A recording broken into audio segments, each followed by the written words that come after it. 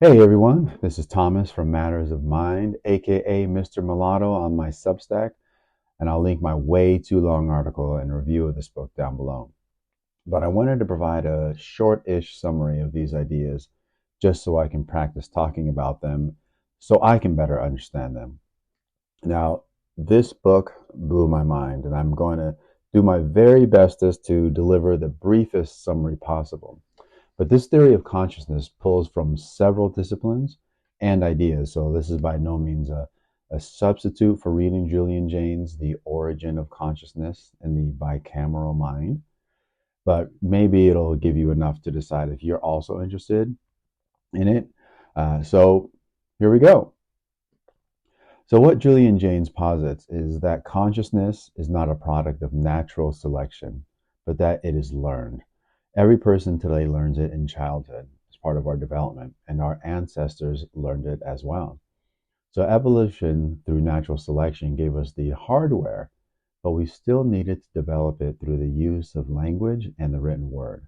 And this process didn't manifest with consciousness until 1500, 2000 years ago, which means that many civilizations of our past were populated by non-conscious human beings. Now that sounds crazy, and how can that be? Well, first of all, the only way to understand people today, or in the past especially, is to abandon the idea that every mind is like yours. Just travel to a foreign country with different religions and you'll quickly realize that. But now imagine not only a different country and a different religious base, but also add into that a couple thousand years of distance.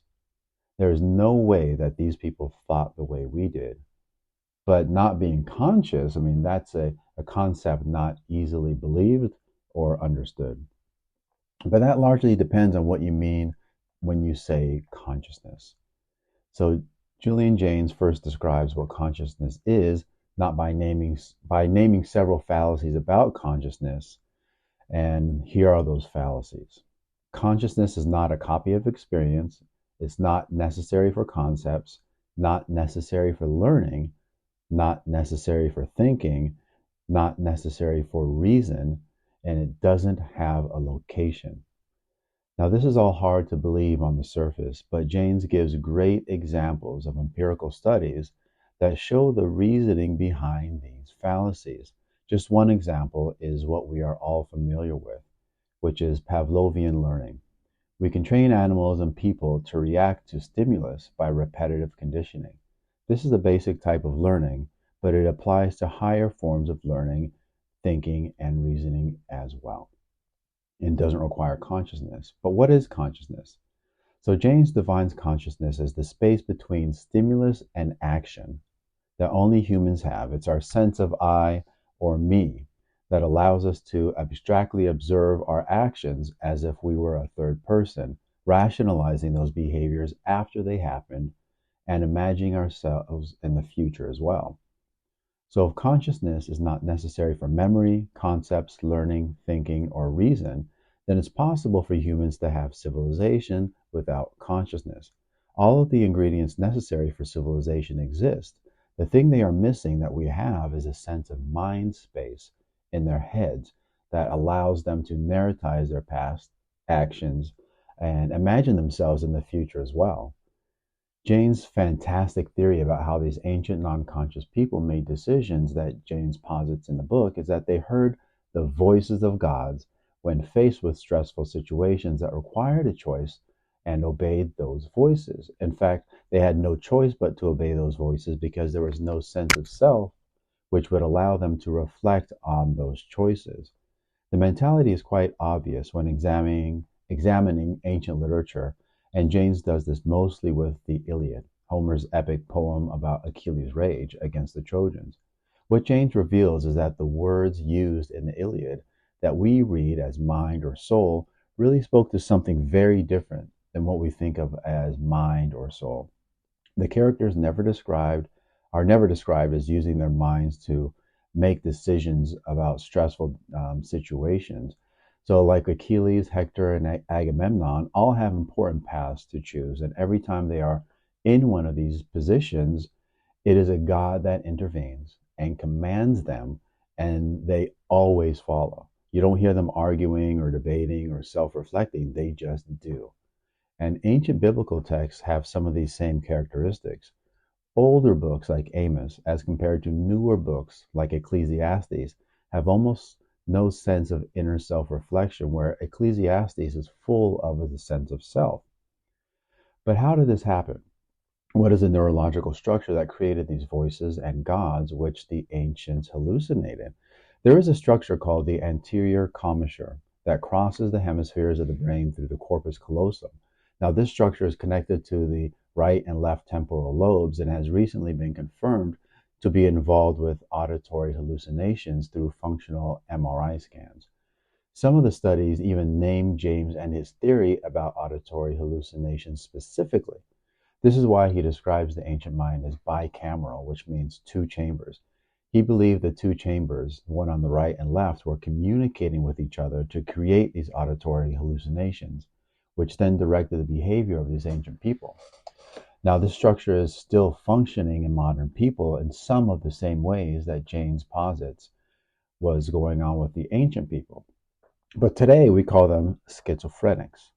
Although since the publication of this book in 1977, a whole network of people have come forward saying that they regularly hear voices, much like described in Jaynes' book. But many of them never say so because hearing voices is used as a diagnostic tool to identify mental illness, and they don't want to feel crazy. But it's true much more for Western nations than other cultures. Now, schizophrenics often describe the voices they hear as authoritative, focused on morality and behavior, and that they crowd out the patient's sense of self. But what happened? Where are these voices today? So Jaynes' theory is that through trade, metaphoric language, and the written word, those bicameral minds broke down, and we stopped utilizing this structure for behavioral adjustments and hierarchical social structuring. As we learned language, it became a more efficient tool for transferring information from the right hemisphere to the left. So the need for these auditory hallucinations became less and less, especially as we developed writing. Now, the written word especially externalizes our ideas and fixes them for reference, reducing our need to have an inner sense of direction. Now, the implications for this are massive. If consciousness is learned, then there are different levels of it. And if it is tied to language, and then as language gets more and more complex, is it possible that we can attain even higher levels of consciousness? Now, a book I read earlier, Professor Joseph Henrich, in writing about weird Western societies, points out that the structure of brains in Western nations differs not just in function, but in structure. The corpus callosum, which facilitates and inhibits communication across the brain's hemispheric divide, is thicker in Western nations and directly correlated with literacy. Jaynes also points out that the corpus callosum in schizophrenics is, on average, thinner. Now, there are so many things that tie neatly together from this book and many others I have recently read. Iain McGilchrist was a good primer for this study of the brain and consciousness. One thing I thought was incorrect in Jaynes' book is that he uses the left brain dominance concept, which has since been debunked. We now know that both hemispheres are used to mostly to the same extent, but likely process information in different ways. I did read in a follow-up to Jaynes' book published in 2021 that Jaynes' dominance refers specifically to language dominance only, but either way, hemispheric dominance in itself is not necessary for his theory of consciousness and its development to stand. It doesn't need it. But overall, it was a great read.